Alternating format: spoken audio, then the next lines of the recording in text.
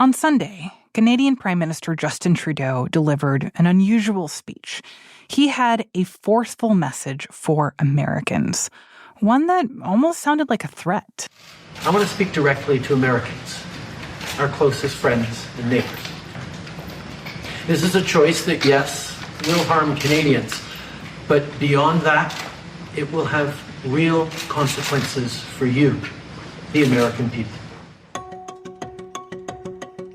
For the past few days, Canada, Mexico, China, and the U.S. have been in the middle of escalating tensions over tariffs. President Trump has said he's going to put an import tax on items coming from those countries. For China, that would be a 10% tax. For Mexico and Canada, it would be 25%. And Trudeau argues that this will hurt regular people, not just Canadians, but Americans. As I have consistently said, tariffs against Canada will put your jobs at risk, potentially shutting down American auto assembly plants and other manufacturing facilities. They will raise costs for you, including food at the grocery store, gas at the pump. We'll see whether these tariffs will actually happen. The tariffs on Chinese imports are still expected to take effect early Tuesday. But on Monday, we heard that tariffs on Mexico and Canada will pause for a month. And this fight is already having a major impact on the American economy. From the newsroom of The Washington Post, this is Post Reports. I'm Martine Powers. It's Monday, February 3rd. Today, the back and forth over Trump's tariffs. We are digging in with Mary Beth Sheridan, who's the Mexico City bureau chief for the Post. She's going to break this all down, the basics on tariffs and how they work. And we'll hear about why we're seeing this last-minute flip-flop from Trump.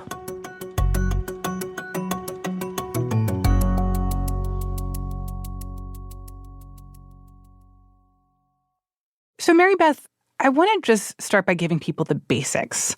What are tariffs and how do they work?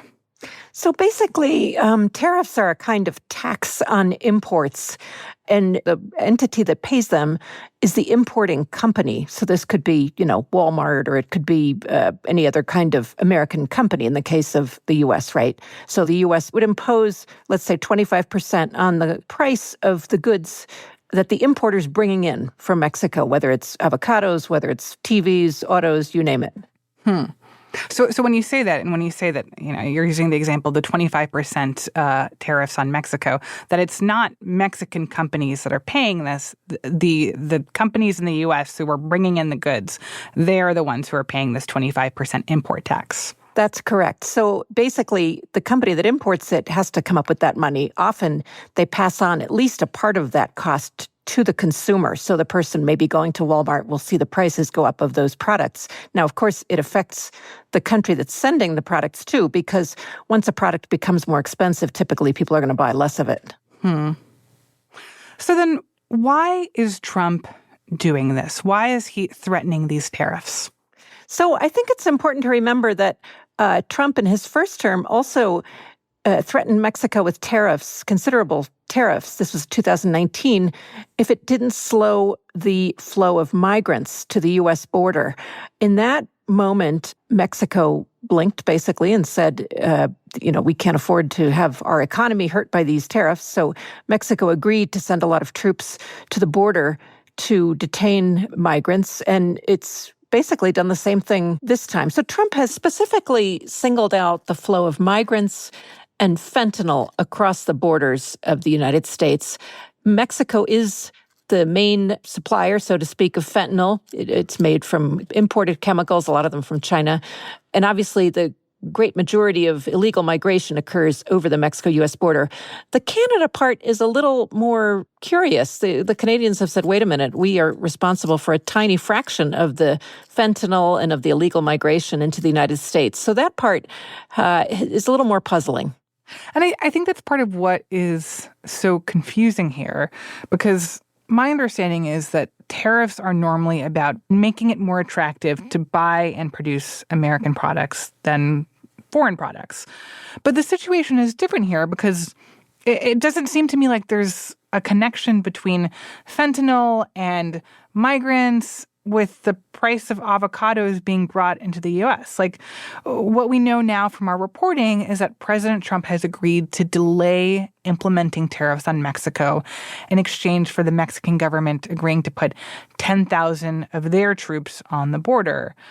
So it doesn't seem like what the U.S. got out of this was necessarily about protecting the American economy, but trying to negotiate for better border security? Well, I think what's really confusing this time is that Trump, in fact, used the tariffs as a pressure tactic the last time with Mexico. But this time, he's got a far broader explanation. In other words, he talks about the U.S. commercial deficit with Mexico. He talks about trying to get manufacturers to move back to the United States. And in some cases, he's talked about tariffs as a way to raise revenue. So he's mentioned a whole broad range of reasons for tariffs, and that's what's confusing to these countries that are dealing with him. And I just want to stick on the fentanyl issue for one more second here. I mean, is there a real sense that these tariffs, that they do go into effect, that they would have some kind of positive impact on preventing drugs from entering the U.S. or also with immigration, preventing migrants from entering the U.S.? Well, I think there's sort of two different issues. So one is Mexico already has done an extraordinary amount to reduce the flow of migrants to the U.S. border. You'll notice that arrests on the border are down dramatically over the past year because the Biden administration had pressured Mexico to really stop migrants, and it's done so. So Mexico's done a lot of what it could do. It's almost tapped out, I would say. It's made about 1 million arrests last year. On fentanyl, there's been less cooperation, I think it's fair to say.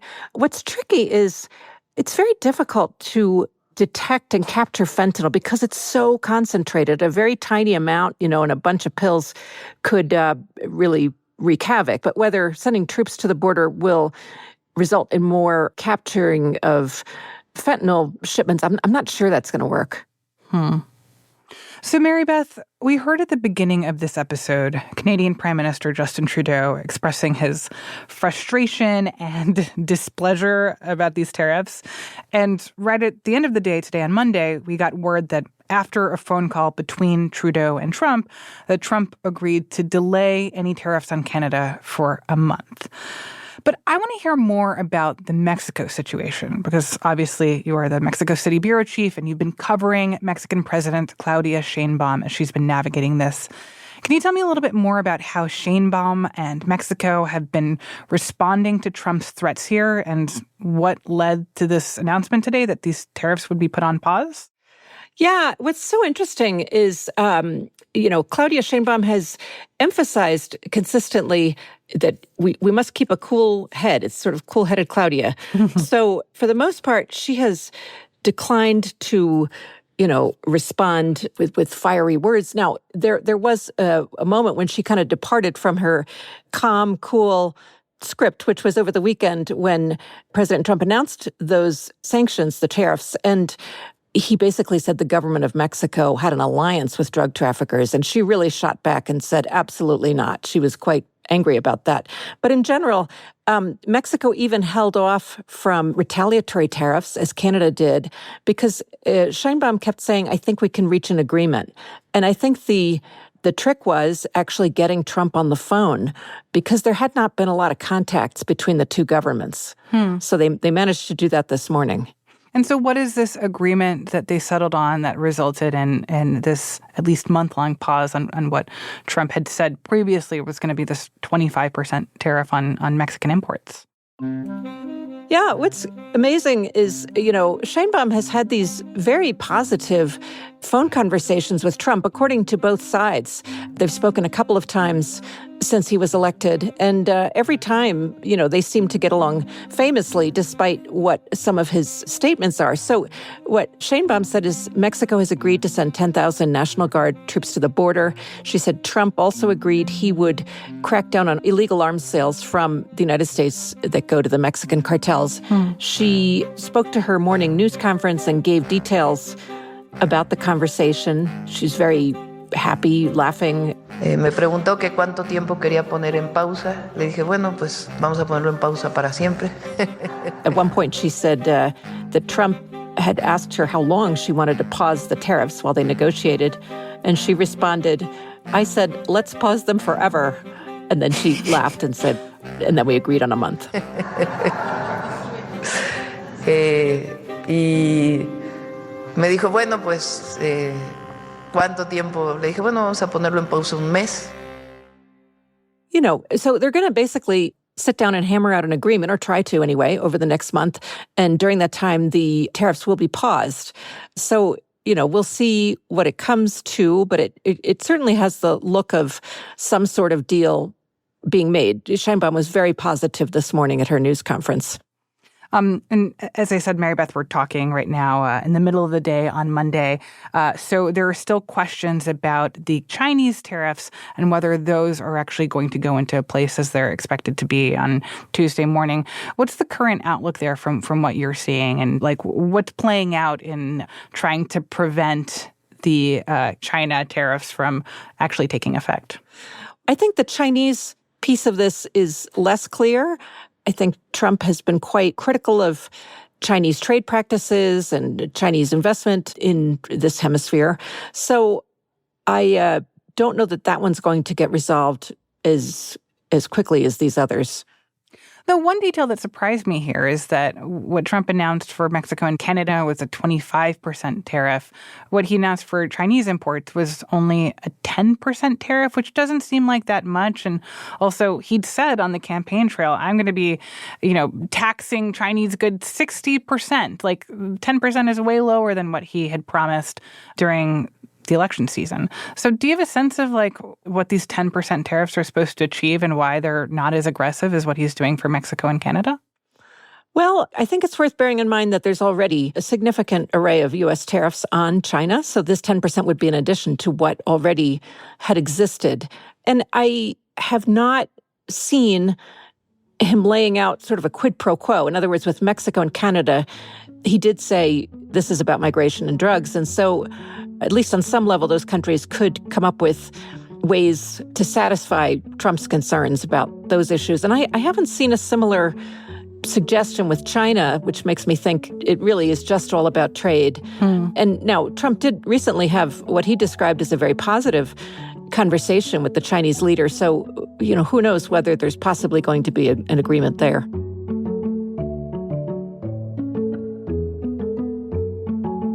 After the break, what all of this will mean for regular Americans and their cars, cell phones, and strawberries. We'll be right back.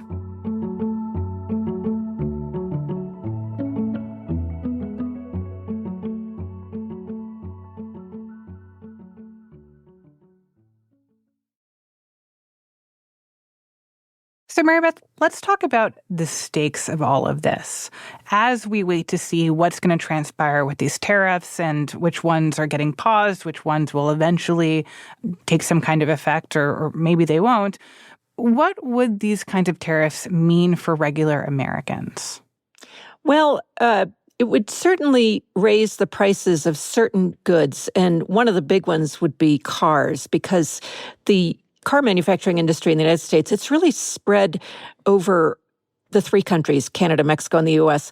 A lot of the manufacturing is in Mexico. However, the parts go back and forth across the border as a factory, say in Mexico, inserts a certain part, and then, that car seat or whatever it is can go to the U.S. where they put in another part or put it into the vehicle. So particularly, you have to think of these cars and car parts just going back and forth across the border all the time, maybe 5 or 10 times in the course of making that car. So if you were going to put a 25% tariff each time one of those parts crossed the border, the price of a vehicle, Mexico had estimated. Now, for example, most pickup trucks sold in the U.S.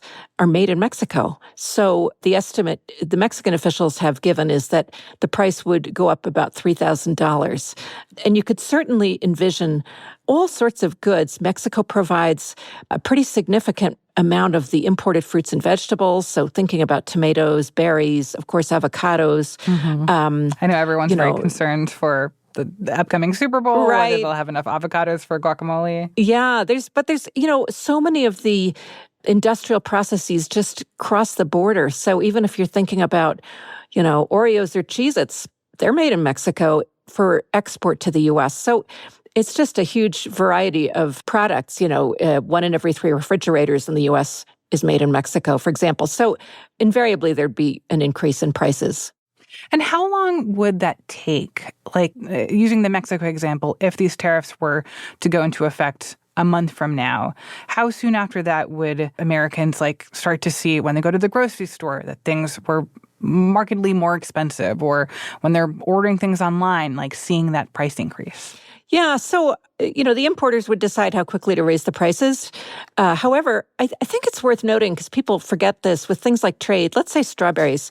A lot of the strawberries that are grown in Mexico, sent to the U.S., they're actually grown in Mexico under contracts with U.S. companies that will send, all the instructions, even the plants a lot of times, right? So a big fruit company in the U.S.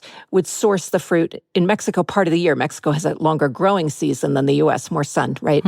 So the processes now are so streamlined that literally from the time you pick the berry in Mexico to the time it's on a grocery store shelf, it could be 3 days or 4 days. I mean, they really move fast. So I think that, perhaps for the things like refrigerators, that might not be so quick, or cars. But I think if the importers see the price increases coming, they probably won't wait too long to impose them directly. And one thing I should add, energy supplies, that's a big one. So, the U.S. does import oil from Mexico, a lot of oil from Canada. So gas prices would go up pretty quickly. China makes all sorts of consumer goods, so everything from telephones to laptops to footwear to clothing.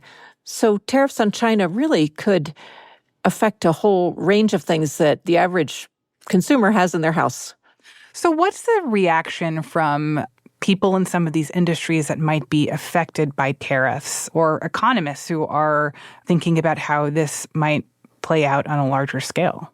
It's interesting to see, because even in the United States, a lot of the sort of opposition, outrage, concern that we've seen in the last couple of days, it comes from U.S. manufacturers. I mean, the U.S. Chamber of Commerce, everybody from car manufacturers, people who make boats, farm groups, and that's true in Mexico as well. But the U.S. chambers that represent all these companies, they're really worried. When you think about something as integrated as the automobile production chains, I mean, if the parts get too expensive, if it gets too tangled to send them over the border, I mean, some of these factories could even have to shut down, at least temporarily, because of the big disruption. So I would say in all 3 countries, business people have been very concerned. Is there anything good that could potentially come from all this, the threats of these tariffs? I think in the case of Mexico, cooperation on security kind of withered in the last few years. You had a Mexican president who really was suspicious of the DEA and the DEA, meaning the Drug Enforcement Administration of the U.S. Correct, yes. And you really haven't seen the kind of cooperation on fentanyl that probably would be ideal. Now, again, it's hard to find, hard to stop, but it does seem as though the cooperation really faltered. So I think if there's ways in which the 2 countries could work together more closely on security, that could be a real positive outcome from what I'm told from security analysts. So what are you watching for as you wait to see how all of this unfolds and whether or not these tariffs become a reality? Well, I'll be looking to see what kind of agreements are being nailed down. One of the things that's been really tricky from the Mexican side is that a lot of President Trump's key economic people, the Commerce Secretary, the Trade Representative, they haven't been confirmed yet. So that means they cannot actually sit down and have negotiations. So now the Mexicans say it looks like by next week that'll happen, and therefore they will then begin to really sit down, hammer out an agreement. So I think we'll be looking to see what the details are.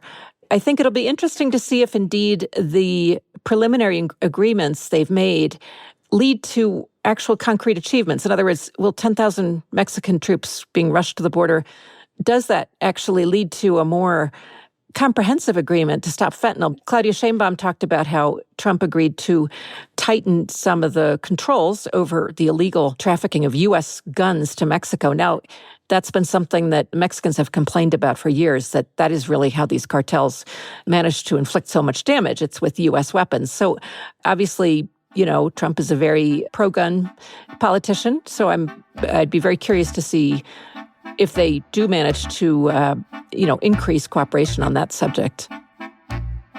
Mary Beth, thank you so much for explaining all this. Great to be with you. Mary Beth Sheridan is the Mexico City bureau chief for The Post. That's it for Post Reports. Thanks for listening. If you're looking for the latest updates on the big news of the day, including what you need to know about this potential trade war, check out our morning news briefing, The 7. We bring you through the 7 stories you need to know about every weekday morning by 7 a.m. You can listen to it wherever you listen to podcasts. Today's show was produced by Rennie Svirnovsky and Sabby Robinson. It was mixed by Sam Baer and edited by Rena Flores. I'm Martine Powers. We'll be back tomorrow with more stories from The Washington Post.